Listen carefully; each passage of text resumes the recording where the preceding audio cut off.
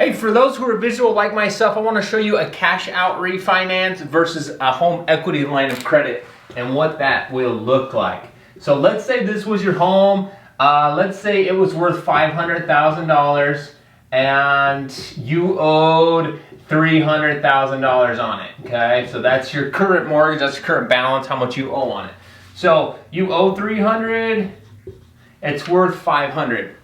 If you did a cash out refinance, what you're doing is, let's say you could pull out, just rough numbers here, I mean everything's really technical, but let's say 80% of the appraised value. So 80% of the 500 is $400,000. So you could pull out an additional $100,000, okay? Which will actually, in a sense, for those visual, like I said, you're now getting a brand new loan for $400,000, okay? That's a cash out refinance. This is your new loan, that's yours, okay? You still have this equity of $100,000 in your house.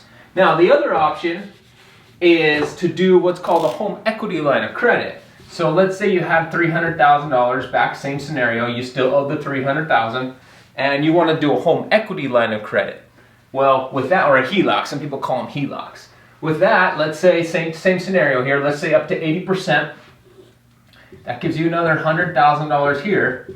The difference between the home equity line of credit and the cash out refinance is now you still have this first loan. Your interest rate, your terms, everything on that loan remains the same.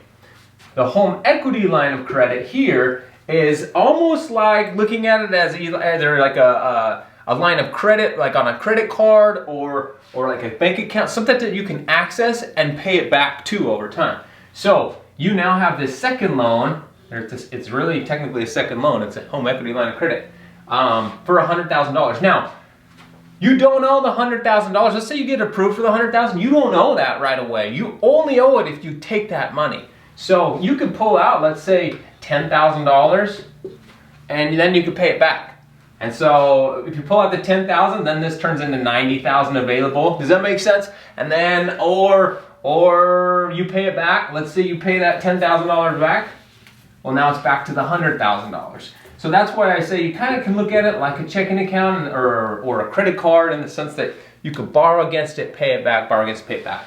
Keep in mind, this is a totally separate loan, has its own separate terms and everything versus of your first.